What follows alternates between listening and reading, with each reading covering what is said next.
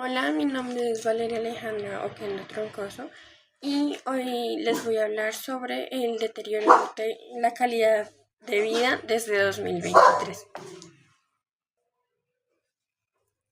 Bueno, el panorama educativo y social en Colombia ha estado marcado en los últimos años por un deterioro progresivo que se refleja tanto en la calidad de la enseñanza como en las condiciones de vida en amplios sectores de la población. Este deterioro no es un fenómeno nuevo, pero se ha agudizado en la última década, especialmente desde la pandemia del COVID-19, que dejó secuelas profundas durante el año 2023. En este año también se abrió un nuevo capítulo con grandes expectativas, enmarcado por el inicio del gobierno de Gustavo Petro, cuya llegada generó esperanza en sectores históricamente excluidos, debido a que sus promesas de liderar un cambio estructural en áreas sensibles, entre ellos la educación, la salud y la equidad social.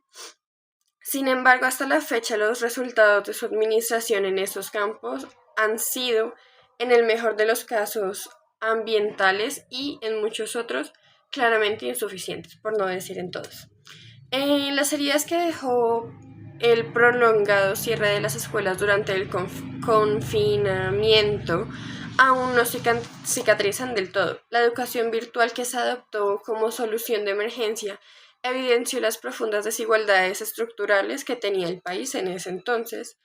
En zonas urbanas y periféricas, sobre todo en regiones rurales, la falta de conectividad y de dispositivos adecuados de acompañamiento familiar y el acompañamiento familiar adecuado afectó gravemente los procesos de enseñanza-aprendizaje, y esto como resultado genera una pérdida masiva de aprendizajes cuyos efectos siguen siendo palpables incluso en el retorno de la presencialidad entre 2022 y 2023.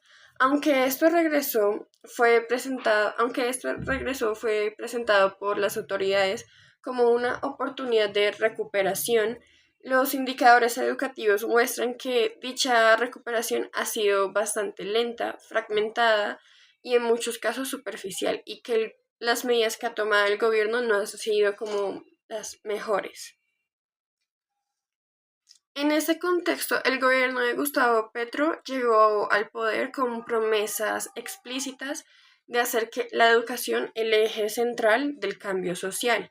Desde sus primeras intervenciones públicas, el presidente insistió en que la transformación educativa profunda sin esta no habría como una justicia social posible.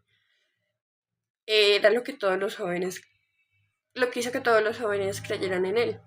Esa línea, en esa línea, uno de los logros más destacados ha sido el aumento histórico del presupuesto destinado al sector educativo, así como la consolidación de la política de gratuidad universitaria para estudiantes de bajos recursos. Gracias a esa medida, más de 800.000 jóvenes han podido acceder o permanecer en instituciones educativas superior públicas, lo cual representa un avance en términos de equidad y acceso. La cobertura en educación superior ha tenido una leve pero significativa como expansión, especialmente en regiones donde antes era casi inexistente. Pero el deterioro no solamente se limita al ámbito educativo. La calidad de vida en Colombia ha sufrido impactos profundos desde la pandemia y los cambios sociopolíticos que tuvo Colombia desde entonces, los cuales no han sido revertidos. El mercado laboral, por ejemplo, aunque muestra signos de recuperación con respecto a los niveles críticos en los que estaba en 2021, el cual sigue siendo frágil e insuficiente. En 2024, por ejemplo, o sea, el año pasado, la tasa de desempleo se mantenía por encima del 10%, lo cual es bastante preocupante y coloca a Colombia por encima del promedio latinoamericano. Esta situación es aún más grave para las mujeres, quienes fueron las más afectadas durante el confinamiento debido a la sobrecarga de tareas de cuidado no remuneradas. Su reincorporación al mundo laboral ha sido más lenta y mucho más precaria que para los hombres, a diferencia, consolidando también una brecha de género que también se expresa en los ingresos y en las oportunidades de ascensos laborales. En este sentido, se hace evidencia el desfase entre los discursos oficiales que celebran avances importantes y la realidad cotidiana en los territorios donde millones de personas, siguen viviendo en condiciones de precariedad. En la desconexión también entre el centro político y las regiones más vulnerables construye como una sensación de abandono que, por así decirlo, erosiona como la confianza en las instituciones y debilita el tejido social. Esa desconexión no es solo geográfica, sino también simbólica. Mientras el gobierno hace reformas estructurales en muchos rincones del país, la vida sigue regida por el rebusque, la informalidad, la falta de horizontes claros para las nuevas generaciones. En conclusión, el periodo que va desde 2023 hasta la actualidad permite observar un contraste marcado entre las expectativas generadas por un gobierno que se autodenomina del cambio y los resultados tangibles en materia social y educativa.